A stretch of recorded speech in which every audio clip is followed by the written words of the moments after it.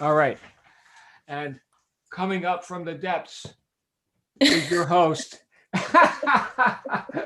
We got dogs here as well. Shannon's out of town. Hold on a second here. Come here. Come here, Jag. It's Fun Friday, buddy. Oh, you don't want to be on camera. Hold on. Let me get this damn virtual background off so I can show you the doggies that are holed up in my office right now without being intruded upon by this this thing here. So, Jack, come here. Come here. You want to get on camera? Come here, buddy. And there's Butch over there on his little lounging pad with his diaper on. Jag's camera shy. So Shannon's out of town. Yeah. Shannon's out of town right now, getting oxygen baths. Welcome everyone to our mastermind group. Getting oxygen baths, which I hear is very good as like a cancer preventative and stuff like that. So, she's doing that, like the oxygenated, bath. And Trinity, our daughter, got to, they're both there together. They're in Las Vegas right now where they do these things. And as I mentioned, for those of you who've been following the tale of Trinity, she got us into this, watching reruns of this TV show, MasterChef with Gordon Ramsay. And so they got to eat at the Gordon Ramsay Steakhouse in Vegas and, paid like $200 for, whatever. Speaking of steak, we've got on our calendar today, we've got Integrative Health with Therese Macelis talking about being vegan. I can't wait to hear about that. Yeah. And I was on the vegetable cart for 9 months. I lasted as a vegan. So I'm interested to hear Therese's perspective on that. And there's some great benefits to it as well. And then at 6 p.m. Eastern, we have the Be Heard end of week thing. But it is Fun Friday right now. So anybody else got any dogs, cats, frogs, a joke, maybe something to tickle our ribs before we get into our topic for today, which I know what it is because Adrian told me what it is. Hey, Stu. Oh, who's that? John Apogee. You got a dog over. It's camera shy as well. Yeah, if he comes, he's in with his mom. Oh, okay. Yeah. Very good. Anybody else? Any jokes? Anything you want to share before we get going here? David's got one. David and then Evelyn. David and Evelyn. Come on. No, not Evelyn. Hi. Okay. Hey, David. Hi. How are you doing, John? Very good, sir. Good. Yeah, we at the JLSM University of Biology have been doing some experimenting, and we've crossed a chicken and a goose, and we got a choose. We crossed a chicken and a duck, and we got a chuck. We crossed a pheasant and a duck, and we called it Charlie.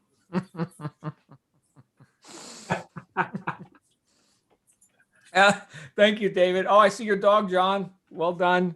Yeah, he made a guest appearance. Now he's gone. Very, very brief. He's very stingy with his signing of autographs and stuff. That's great. You know what, David? I think you told me this joke maybe a year ago now, and it was, what's the difference between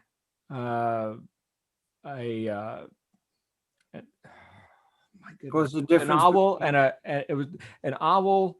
What's the difference between a poor marksman and a constipated owl?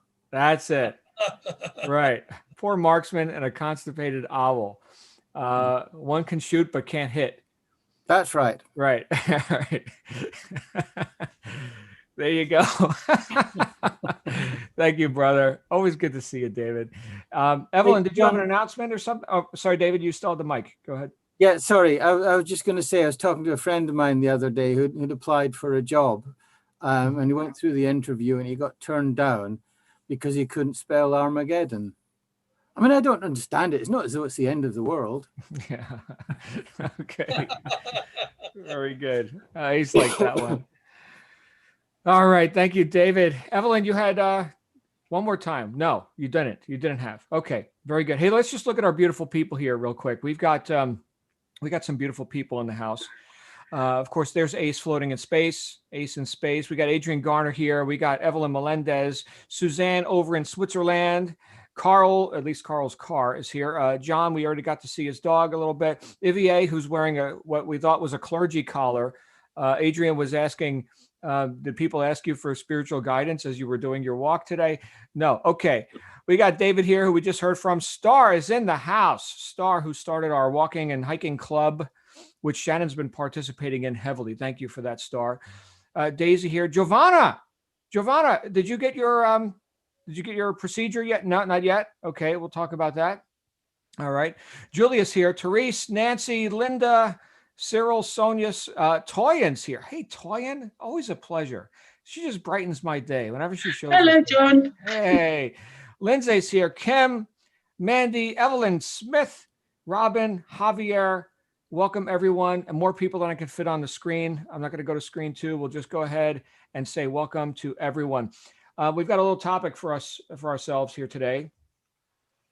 I've been busy. As soon as I logged in here, we had a few early comers, right, who were here even before me. I typically log in 5 to 10 minutes before the top of the hour and the session goes live. And Adrian Garner, my good friend and scholar, Adrian Garner, said, this week has gone by so fast. And I'm like, yeah, I've got all these projects in the work. I am busy. I can't even believe it's Friday. This Sunday in the United States, our clocks are changing. Not mine, because I'm in Arizona. We don't do daylight time. So Arizona and Hawaii are immune from this. Although that really screws up our schedule because everybody else's clocks changed except ours. I wish we could all just agree, but apparently we can't. So keep that in mind, by the way. We're about to have a time shift, and then the Brits and the Aussies are going to do it too. And of course, we're not all going to do it on the same day. But I was thinking, yeah, this week flew by, and it's good to be busy, and it's good to be productive. I would say if I could choose one or the other, I would say productive, right? Fortunately, busy and productive has been my reality for the last week. And I know it's been that same way for many of you as well, because we've applied some will, some intent, some willpower to this stuff. We've decided, and I think the word force came up when Adrian was talking. And I scrutinized that word a little bit because I know a lot of times when I think of force, I think of forcing and fight, right? And that's something that I'm attempting to do less of in my life as of late, right? As of the last 15 years or so, to get more in the flow with it. But really, to get in the flow, which is really what we're talking about, does that not require a bit of, we could call it force, we could call it will, certainly intent. Ace is on the phone. Hold on. Let me go ahead and mute the mics here and we'll get this all happening. All right. So see, Ace is busy right now. He's doing business. But we've got a certain amount of energy and attention that we can apply to things and hopefully apply it productively. I would call that being powerful more than forceful. There was a book by Dr. David Hawkins called Power versus Force. Power, good; force, not so good. Right. But not to just get into semantics, we're going to have to apply this thing called willpower. So use the words that are best for you. When I say willpower, a lot of times, again, thinking in semantics now, a lot of times people think, well, what's willpower for? Maybe to force myself to do something that I haven't been willing to do, that I've been procrastinating on for however long. So now let me have some willpower. Right. Or maybe we'll use that as a criticism of another. Hey, have some willpower. Right. But what is the whole point of will and power? Well, the mental faculty of will, and we're going to be studying this in our next book. We're wrapping up the Richest Man in Babylon this week. And then we're going to be getting into Science of Getting Rich, which I put a link in our members site so you can all download a free copy. And I did nonchalantly mention, I think it was yesterday, that I've got a scheme. We're going to be inviting the public in on this book study because it's huge. Not the book isn't huge, but the topic and the material is huge, and people need to get in on this. So just stand by. We're going to have like opt-in forms, and people can participate, get a free copy of the book. You'll see, it's going to be spectacular. And invite your friends, by the way. It's going to be awesome. But the idea of will, the mental faculty that we call will, purpose of, is to choose the right thoughts. So we've got all these mental faculties. We've got memory, reason, perception, right? Imagination, will, to choose the right thoughts. So rather than trying to force ourselves to do things that we just haven't been willing to do, or we've been, probably the most accurate way to say it is we've been indecisive about. Indecisive. Rather than forcing ourselves, can we just choose the right thoughts? In other words, do this often enough and consistently enough that we get emotionally involved with the image that we intend in our mind, and actually become the person who would have that. It's be, do, and have in that order. So by choosing the right thoughts and getting emotionally involved with the image of having accomplished whatever it is that I'm intending, does that not increase my beingness, my emotional state, my enthusiasm for life? And then I may work harder. I may exert more force, yes, more effort, but it doesn't necessarily feel like work. It feels like I'm in the flow and I'm productive and the stats are going up. And then I look at the stats and then I'm like, oh, evidence. And then my morale goes up. I get even more enthusiastic. It's that upward spiral. And some of us are experiencing that in various areas of our life. Anyone who, I mentioned Star before, Star started the JLSM walking club with the Strava app, right? So do we celebrate our wins? Do we see that, now that we are off our ass and we're doing it, whether we're talking physically or, our relationships, being a better mom, dad, father, wife, whatever, our business, e-commerce, networking, whatever it happens to be, do we celebrate our own wins? Do we actually get to recognize, you know what, damn it, I did it. How did I do it? How did I do it? When we look back at our wins, and this is a conversation I was just having with Linda and a couple of my friends that here in the group that we also do business. We were talking about some accomplishments that we've had. And my question was, well, how did you do it? I think that's a great question. There's two really, really big questions, I think, that we can ask ourselves. One is, what do you want? Sounds too simple. What do you want? And are we clear about that? Right? Or are we vague in our intentions? Right? Napoleon Hill said it again and again and again and again in his classic book, Think and Grow Rich. Definiteness of decision. Indecision will just eat up your time and you'll get nothing done. And you may even be busy. You may be busy in a state of chronic indecision, which is fine, I guess, if you're immortal and you've got all the time in the world to piss away. I don't, right? I'm not getting younger. So what do you want? Can we get decisive about that? And then the second question, now that you've accomplished it or some portion of it, and this is where Adrian was going, with accomplishment, with being productive, right? How did you do it? Whatever that thing was, that piece of it, or maybe the whole thing, you got the Holy Grail, right? How'd you get the Grail, right? It's good to look back and to say, well, that's the formula. And I was talking with Linda about this earlier, and the formula was, I decided to, I intended to. Okay, great. And then what happened? What was the mechanics, the drama of it? And Linda wasn't the only one in this conversation, by the way. And unanimously, the decision to do it, the decision to accomplish whatever this thing was, this business achievement in this case, the decision to do it preceded the means to do it. So the decision precedes the means. And then the means were similar, a little nuanced for each person that we were talking to, but pretty similar. In other words, we found a way. We found a way to get it done because we decided to get it done. So the decision precedes the means. A story I've told before, back when Shannon and I were looking to buy this house, a beautiful, big custom house on a hill overlooking the city, about $1 million, and it was under construction. It was just framework, right? And we were looking at buying a house, maybe this one, I don't know. So we were sneaking onto the property at night, looking around, imagining, where the counters would be and what kind of stone and the glass doors and all this. And so we wound up calling the construction company and saying, we've been looking at this house and we're interested. And they said, well, yeah, we know, we've got you on security camera, but we're going to spec with this house in a month.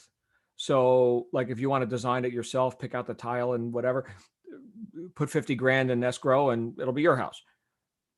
1 month. 50 grand. We didn't have an extra 50 grand laying around at the time. But wouldn't you know it? Once we decided we want that house, we made an extra 50,000 that month, above and beyond what we had gotten comfortable doing. Here's your 50 grand. It's our house now. This is the kind of tile we want. Here's the iron and glass doors. We like this color wood, right?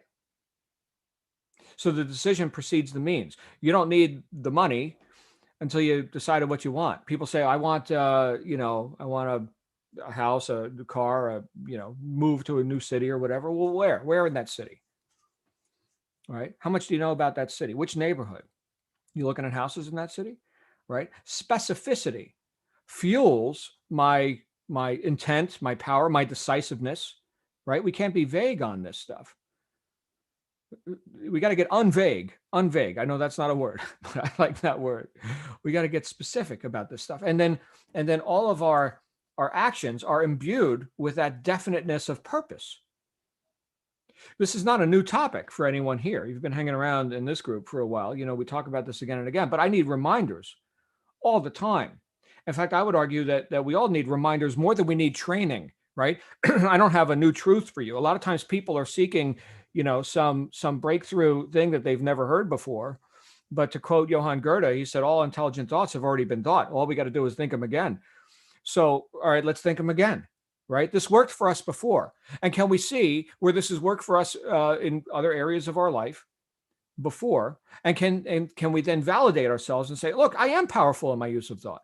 I am powerful. My will does work, right? When my back is against the wall, when I've got a high necessity level, I make decisions, damn it, and I get the job done. Contrast that with sitting there wondering what to do. Man, that is the worst crap in the world. Sitting there in a state of indecision, wondering what to do. I hate that. And look, a lot of us have taken on projects that we've never done before. So there's going to be some of that. There's going to be some learning, and yes, some new truths, not that they're new in the world, but new to you, that we've got to create new combinations out of these intelligent thoughts that have already been thought, create new combinations to innovate and to accentuate our approach to something. And no two people have the exact same approach, and thank goodness for that.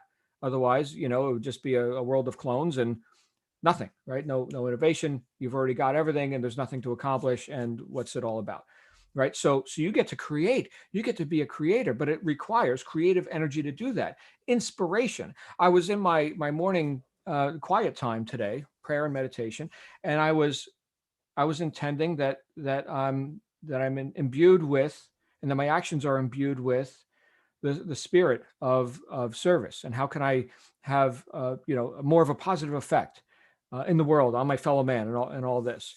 And I was thinking about that word, inspiration, in spirit, inspired. So we're talking about, yes, having a powerful position, a powerful approach, but it's not all because it's not all because of you and you're so special. It's because you're inspired, you're in spirit, you're in the spirit of that service, that accomplishment, which of course rewards you as well, with no apologies.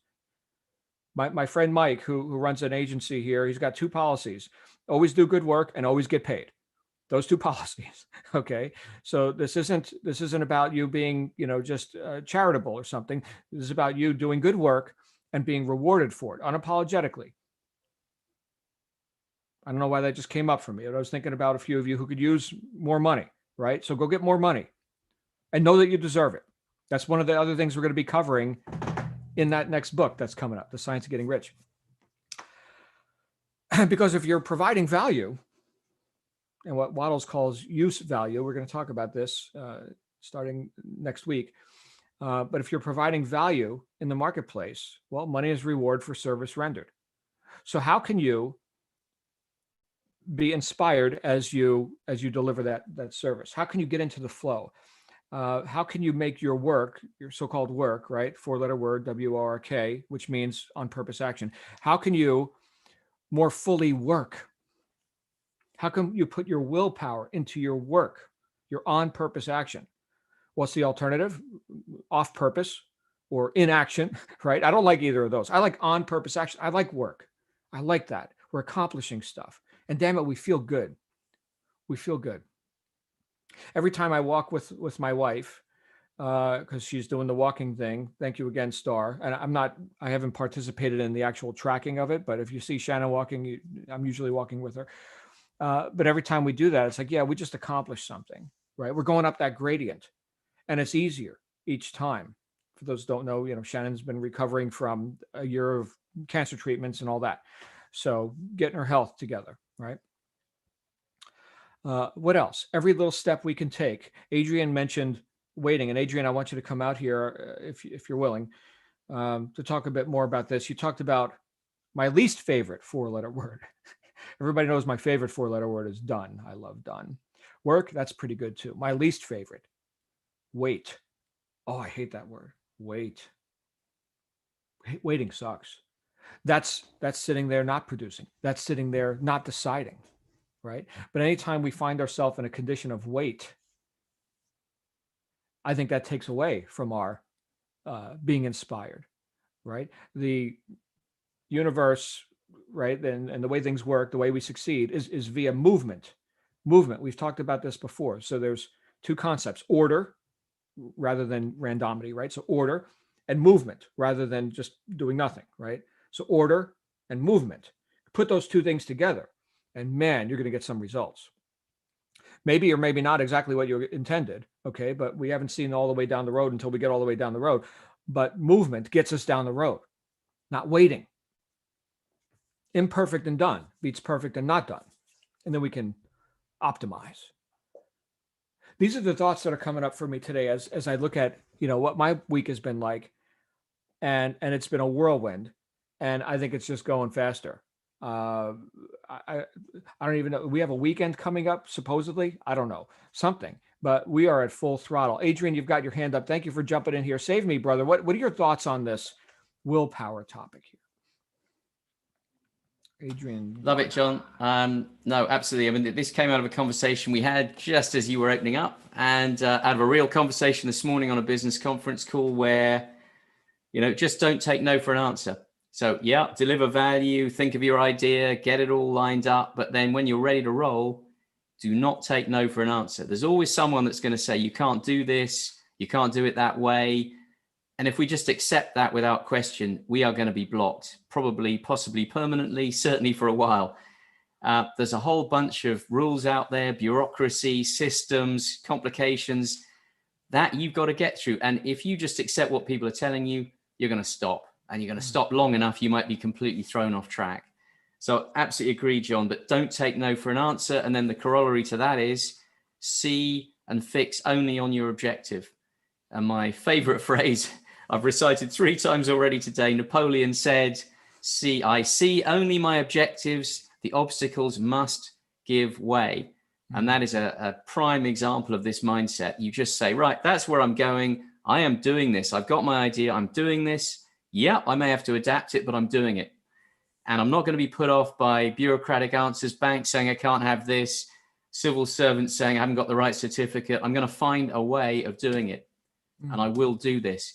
And then the second point you mentioned on that line was don't wait. Wait is a killer, because I spoke to somebody this morning and their response was, yeah, but we can't get this piece of it, so we're just waiting. I said, wait a minute. We know where we're going. We know that when we clear that obstacle, we got to roll. So why aren't we preparing all the things now that we need to do when the obstacle is removed? We do not wait. Don't sit there stewing in the waiting time. That is procrastination in disguise. Thinking, hey, I'm doing the right thing, waiting. No, that is fatal. We push ourselves off course. We lose time. Our objectives aren't met. And we get disheartened. As you say, discouraged. Discouragement's an easy thing to feel if we let it creep in. So those are my thoughts, John, on what you were saying. I absolutely agree with you. Thank you, Adrian. As you're talking and you quoted Bonaparte, who, whatever you think about what he did, the principle still worked. I see only my objective. The obstacle must give way. So that is a statement of causation, right? You're reminding me, Adrian, of the law of laws, according to Ralph Emerson, cause and effect, right? Wait is effect, right? Motion, action, cause. I like being cause, right? And there's time to be an effect as well. But I like having an effect, right? I like causing stuff. profound. Thank John, you. you just, if we're trying to swim laps in a swimming pool and we don't ever raise our head to look at the end of the pool, we could be in the wrong lane. We could be going sideways. You've always got to put your head up and say, hang on. Yeah, I'm still on target. There's the end of the pool. I'm going to get there. Head back down. Just carry on, carry on, carry on. Head back up. I'm still on track. So we've always got to know what the objective is, but we don't give way when we get held back temporarily. If we do, we're not going to get there. That's what it takes to be an entrepreneur. And everyone in this group's got it. The people I see have got tremendous willpower. Everyone's got big personality in this group. And that's what's needed on those difficult days where you got to punch through the hole and make it to the other side. Beautiful. Thank you, brother. You know what? We're going to hear from another powerful person right now who we haven't heard from in a little while. Star Hart has the floor. Hi, hello everybody. Lovely to be here, and I've been wanting to come for the last couple of weeks, but it's just not happened. My life has been very full of being just maintaining at the moment. Work is full on, life is full on. Elvie's back to school this week though, which it's also been a bit of an emotional roller coaster for her, but I'm envisaging more settlement as of sort of next week. But it's been a journey. It has been a journey. And sometimes when you have so many plates spinning, as I do, you have to accept certain time limitations, but not just time limitations. It's more emotional limitations, and reminding myself that I only have the hours in the day. I have to maintain the job, I have to maintain the child, and as long as I've got those core things going well, then the rest will fit in when they fit in, and to not be so hard on myself. And I'm in a race with no one but myself, and it's really important to for me especially, I've got such strong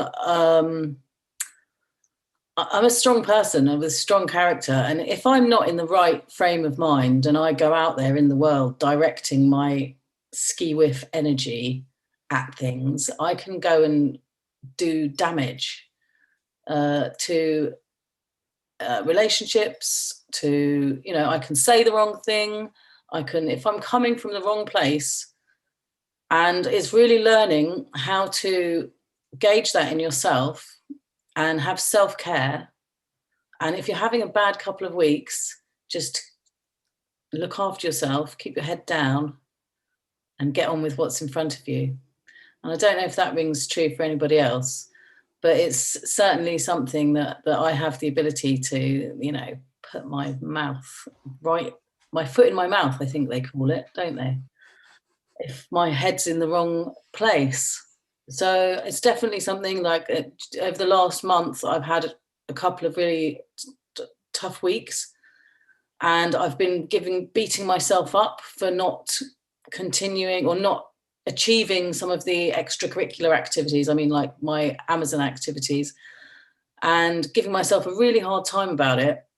And then in the end, I speak to a few people who are in this group and a couple of people that are not, who just help me to see that I'm achieving every single day just in being a parent and maintaining my full-time job. And everything else on top is a bonus.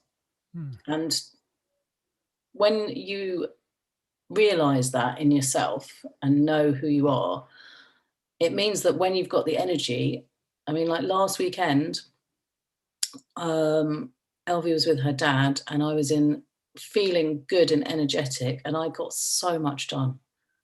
I got immense amounts done because I was focused, I was driven, and all my energy was pointing in the right direction. And I think sometimes to try and force yourself, I mean, obviously sometimes you need to, when you're like, I had forced myself at work because that's what's paying my way. But when a new project, when it's a side project, when it's something that you're growing and that you need it to be perfect, or not perfect, but you know what I mean, it's imperfect and done is better, but you need it to be right, then it's better to give it that little bit more time if you have it, and make sure that your energy is driving it in the right direction, because driving it off in the wrong direction could prove fatal. And the second point is about blockers. You were saying about blockers, when you have people who procrastinate and just say no, and how you deal with people that say, no, you can't have that, no, you can't do that. And I've been dealing with this quite a lot at work lately, where we're trying to progress our construction projects, which are to the benefit of the scientists that use the buildings. But the scientists are so single-minded, all they want to do is science. And they're like, but you're taking my building away. And we're like, but yeah, we're making it better and safer. And they're like, we don't care. We just want to do science. And it's become quite a, and I was listening to this thing about how human brains work, and how presenting information makes all the difference for how people make decisions upon the information you've presented. So for example, in this guide I was reading, it's an audio book, and they were saying how they presented surgeons with these two operation techniques. And the first one, they said, this one has an 80% success rate, and 80% of the patients came out fine. And then the next one they presented, they said, but this one has a 20% failure rate, and 20% of the patients died. And obviously that's the same information, but the surgeons all chose the first one. So it really makes a huge difference on how you package your information, and if you want to get what you want to get. And so what we've devised now is, one of my colleagues and I, we went to great lengths to visualize the information that we presented to the scientists, to show them the benefits of continuing the route that we wanted to go down. And we presented it to them in a timeline, in a risk assessment, RAG statement, all these different things to show. And believe it or not, the scientists chose the option that we wanted. We got them to bend to our will by presenting information in a certain way. So when you do come up against a no, I mean, there's many different situations for a no, but just remember that it's not always a no. And I think how you present information is absolutely critical. I mean, it's been, for me, I'm in the process of getting a business partner with my Amazon business. As some of you here know, that I've asked for some advice on, but presenting information is absolutely crucial to the response that I get, and the value that I get for going into this venture. And I think it's absolutely crucial. So yeah, those are my thoughts. Well, you've had a full plate, Star, and it's good to see you. Interesting. You're almost bringing up a sales copy sort of a conversation. Like, how do you present information, and especially to, well, science should be completely objective. Like, I don't care how you word it. There's the numbers. Look at the numbers, right? So that's sort of a thing. But that's the whole point with these scientists, is because that's how they're used to dealing with information. It's no good us as construction professionals just telling them it's safer this way, it's cheaper this way. They need to see the facts and figures all laid out to show them that it's the best way. Right. Let the science itself sell the scientist rather than, yeah. Okay. Thank you. Star, great to see you, my friend. We've got a few hands up here. We're going to keep on trucking. We got Ali, and then Ivier, and then Adrian's up again. Hey, Ali. Hi, John. Hi, everyone. Star, that reminds me of my sister when she was training. She's a doctor. And when she was training, she was on a oncology ward. And there were two different wards with two different consultants. And one of them was very brusque and would just say to the patients, this is what you've got, and you've got X amount of time to live. And the other consultant would say, this is what you've got, but we're going to be doing this, we'll be doing this, and giving them hope. And the death percentage of those two wards was unbelievable. It was way, way higher. with this other consultant who was really brusque. It's just it was so incredible. The statistics, and it's kind of scary, really, if you think about it. That these doctors are so their objectives are not what we would expect their objectives to be. when the effect is so major. Yeah, absolutely. But thank you, John, for the reminder. Yes, we do need reminding. I need reminding every day. I can't believe it. I've been skating on a pond with all these different ideas and different things, and being distracted a little bit. And I've got my goal, but my goal is big and it's out there. And I think really today you've reminded me that I need to kind of bring the goals much more realistic, much more closer, make those smaller goals each week, each month. And that's what I haven't done and must do, because then that'll clarify what I need to do each day. So thank you so much for the reminder. Thank you, Ali. Always good to see you. Between what you were saying and Star and Adrian, who we're going to hear from again after we hear from Ivier, and Evelyn, just before we went live, Evelyn Melendez was talking about the idea of not giving up, right? And I've sometimes heard that from people right at the outset of some great endeavor, right? Oh, I'm not giving up. Well, hold on a second. Why are we entertaining counter intention, right? We've got intention on it. And if we're in high integrity action, which is when I'm happiest, when I'm taking high integrity action, I'm getting some sort of a result. I'm having some sort of an effect.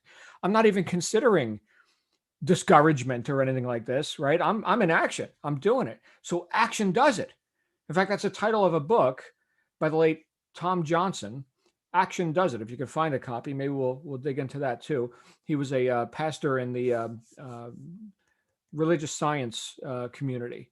Anyway, I'll have to dig that one up. That's an oldie. But anyway, yeah, we're not discouraged. We're not giving up. Why would we even be talking about giving up? I am in high integrity action, right? And so we see only our objective. The obstacles must give way. Ali, you're awesome. So glad you're here. We've got Ivier, who's not wearing a clergy outfit. Hi, Ivier. How are you? Hi, John. Hi, everyone. First and foremost, Star, I want to say to you, I don't know how you do what you do so well. Raising LV the way you are, that child is going to be, oh my God, a magnet of fame for you in the land. She is an amazing young woman in the making. And thanks to you, you are doing a brilliant job. So whatever else may not be working, look at that child and know that this is your stamp on the earth. That is your legacy. And she is shining so bright. Thank you. I mean, I know you're called Star, but she's shining as a secondary star to you. No, seriously. I mean, I watched her that day in Brighton and I just thought, oh my God, how has Star done this as a single parent? So respect to you, woman. I don't know how you've done it, but I admire you because I know myself, I could not have done such a job as you've done. So you are phenomenal. So don't let anybody or anything tell you otherwise. And the best is yet to come, because this phase where she needs your attention and where you need to be 100% present will end and she will come into her own. And you will have more time than you know what to do with. So if you can't get to everything on your list right now, know that time will come, because right now your attention is needed elsewhere. I mean, every time we see you, you show up with intent, with integrity, with power, with confidence. So go for it. I mean, you're doing everything right. So tick, tick, tick, check. You got my vote any day, right? So thank you, Star. Ali, whatever doubts may be playing in your mind, please, you may be gentle, soft-spoken, but you are a powerhouse. Every time you share, I look at you and I go, and she thinks she hasn't got what it takes? Please don't doubt yourself. I mean, I look at you and I'm like, I want to read the next chapter already, right? So I honestly, you smile and I just see this light coming out of you and I'm like, what is she going to show up as? What is she going to introduce to the marketplace? I want to know. I want to buy it. I want to be part of that journey.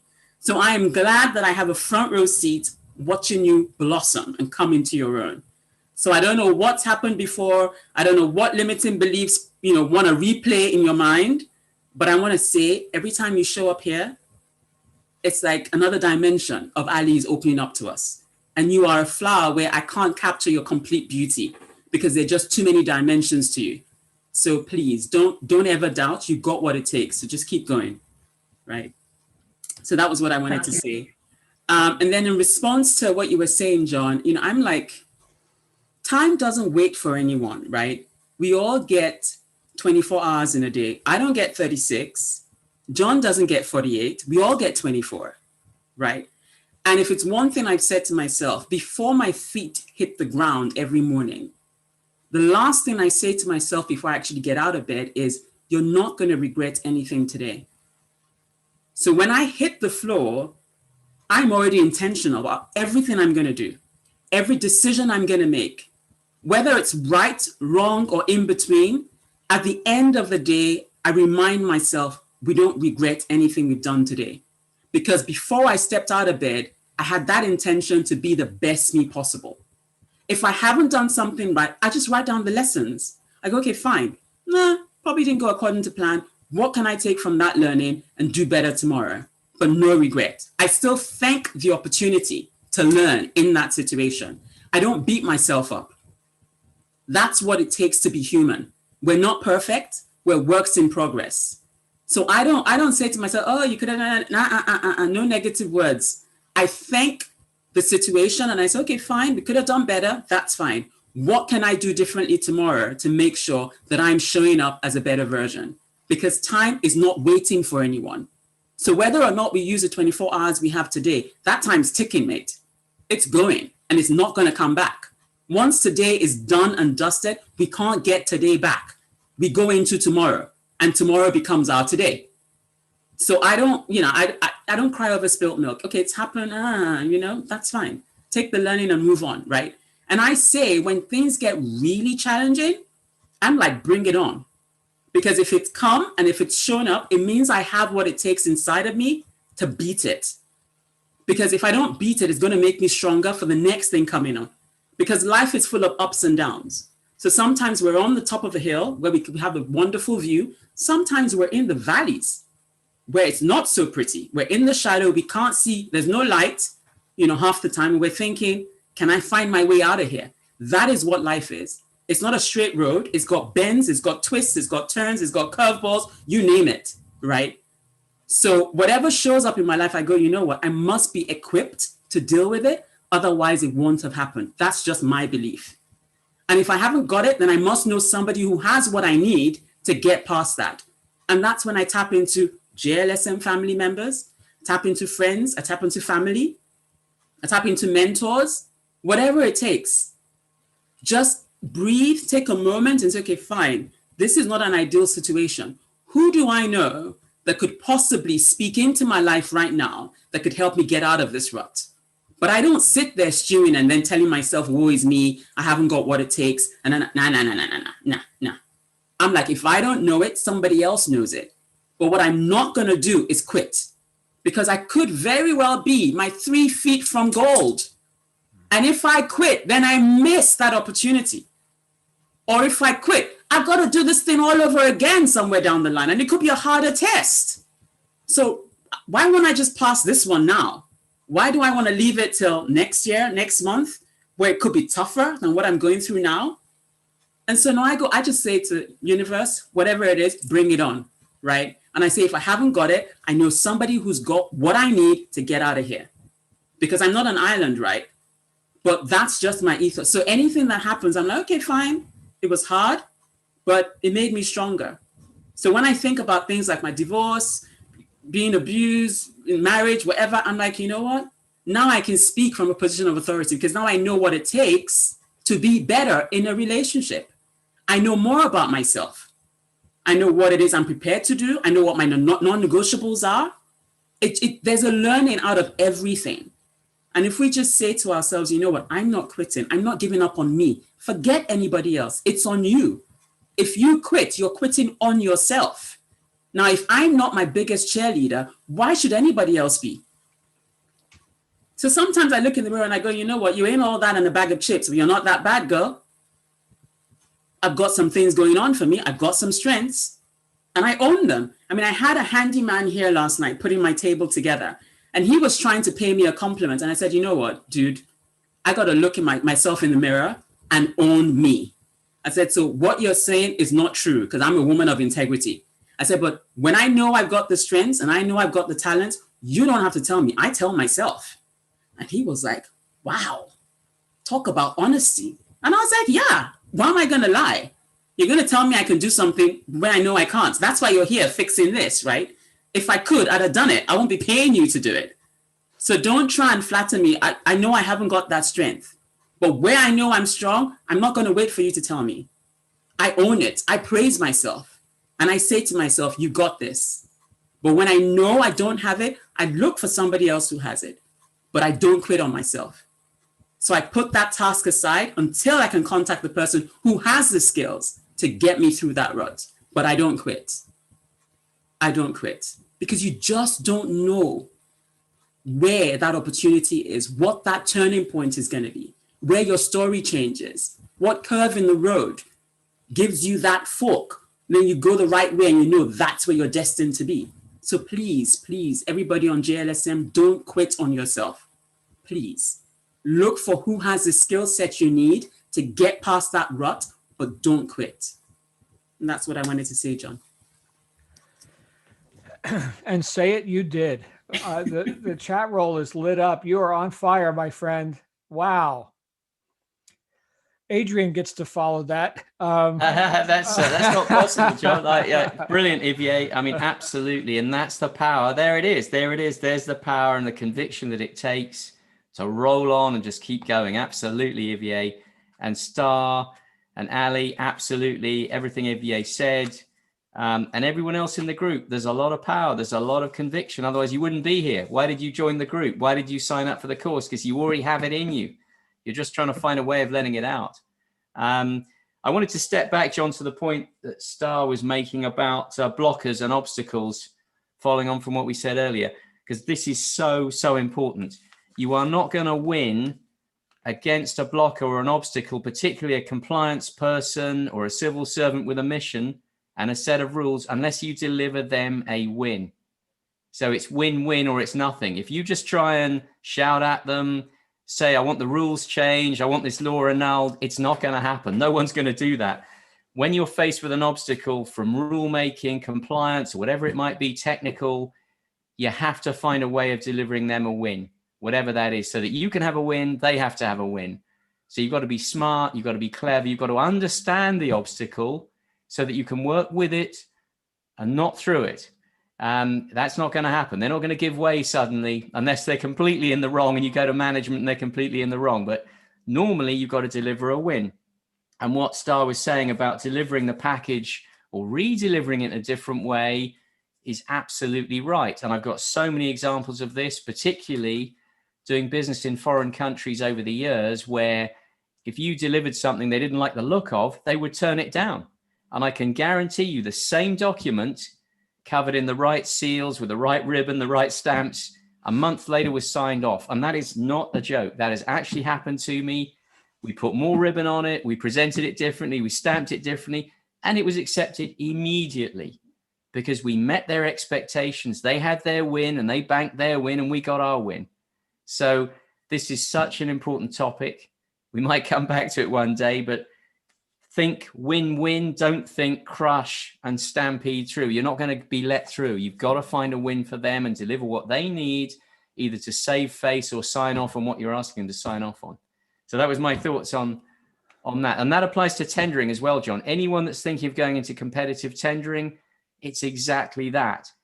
Exactly what are they asking for? If you don't deliver exactly what they want to get their win, you will not win the tender. Same thing. So thanks, John. That was my thoughts on that. Wow.